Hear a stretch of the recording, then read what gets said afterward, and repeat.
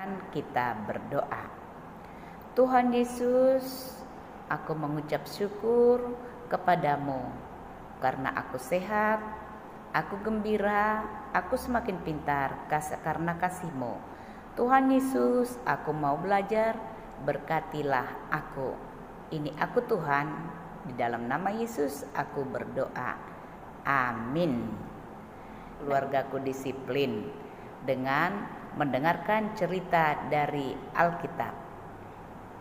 Yosua menggantikan Musa.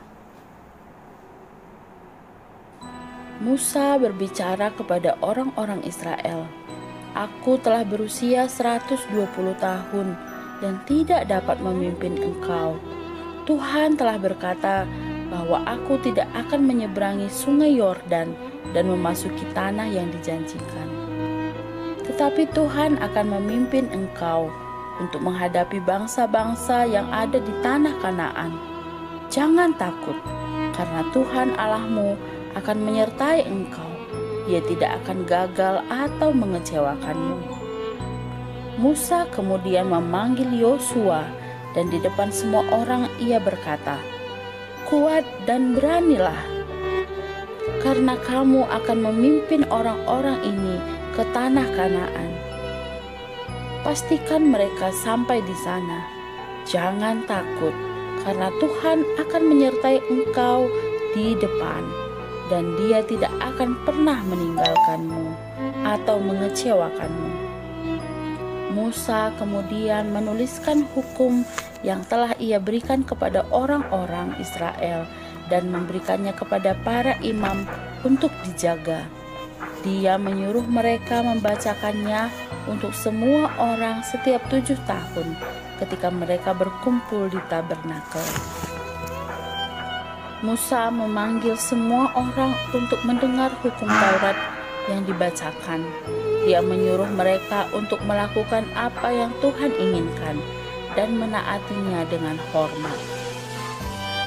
Tuhan kemudian memanggil Musa dan Yosua untuk bertemu dengan Dia di kemah. Dia menampakkan diri kepada mereka berdua dalam awan besar di pintu masuk tabernakel. Tuhan memberitahu Musa bahwa Musa akan mati. Tuhan juga mengatakan bahwa setelah orang Israel menaklukkan tanah Kanaan, mereka tidak akan menaati Tuhan lagi dan menyembah dewa-dewa. Jadi Tuhan kemudian meminta Musa untuk menuliskan sebuah lagu yang akan mengingatkan mereka tentang akibat dari ketidaktaatan terhadap Tuhan. Musa pun lalu menuliskan lirik lagu tersebut dan kemudian membacakannya kepada orang-orang Israel untuk dipelajari. Lagu itu memperingatkan mereka tentang kesulitan yang akan mereka hadapi jika mereka bertindak bodoh dan tidak menaati Tuhan. Tetapi lagu itu juga mengingatkan akan kasih dan pengampunan Tuhan jika mereka kembali kepadanya. Lagu itu ucapan syukur atas kekuatan Tuhan dan bagaimana Tuhan akan membawa mereka kepada kemenangan. Pada hari yang sama, Tuhan memberitahu Musa, "Pergilah ke Gunung Nebo di tanah Moab di seberang Yeriko. Lihatlah ke seberang tanah perjanjian, yaitu tanah Kanaan."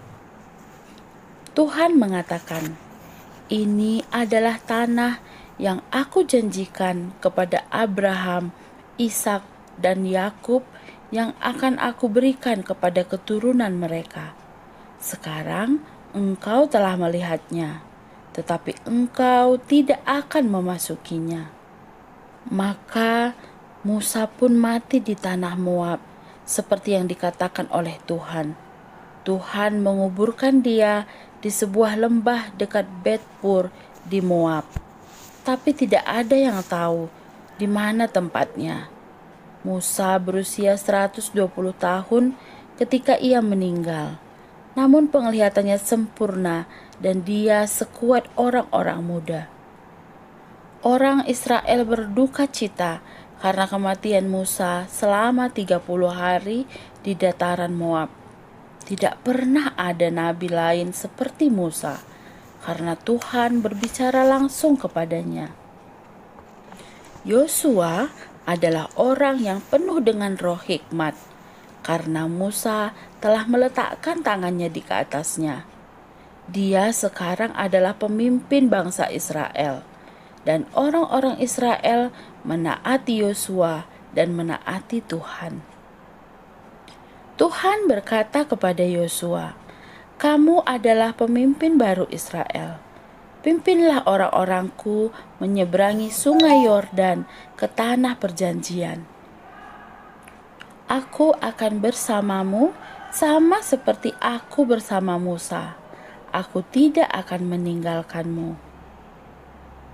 Patuhilah setiap hukum yang diberikan Musa kepadamu, dan engkau akan berhasil dalam segala hal yang engkau lakukan. Singkirkanlah ketakutan dan keraguanmu, karena ingat, Tuhan Allahmu menyertaimu kemanapun engkau pergi."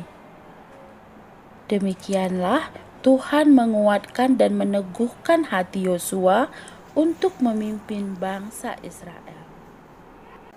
Itulah contoh daripada tokoh Alkitab yang disiplin, yaitu Yosua dan Musa. Nah, anak mem juga harus disiplin, ingat membaca Amsal 3 ayat 1. "Hai anakku, janganlah engkau melupakan ajaranku, dan biarlah hatimu memelihara perintahku." Ingat, dan perintah daripada Tuhan, ya. Kita harus tetap setia, harus tetap disiplin. Selamat belajar. Shalom, selamat pagi anak-anak. Kegiatan pembelajaran kita hari ini, anak-anak akan belajar menjahit baju menggunakan benang, mengisi pada lubang yang disiapkan. Nah, sebelum Ibu akan menjahit baju, Ibu memperkenalkan ini adalah bahannya papan yang sudah ada gambar baju dan ada lubang-lubangnya. Nah, anak-anak, Ibu akan menjahit baju yang ada menggunakan benang. Pertama-tama, di sini anak-anak akan memegang benang, lalu mengisi pada lubang yang pertama, kembali mengisi ke dalam lubang yang keempat. Anak-anak menarik dari bawah. Nah, silakan mengikatnya.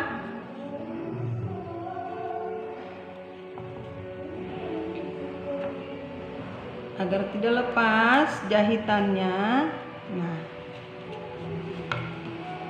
Nah, demikian anak-anak.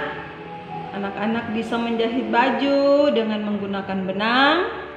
Ibu tunggu videonya. Selamat belajar.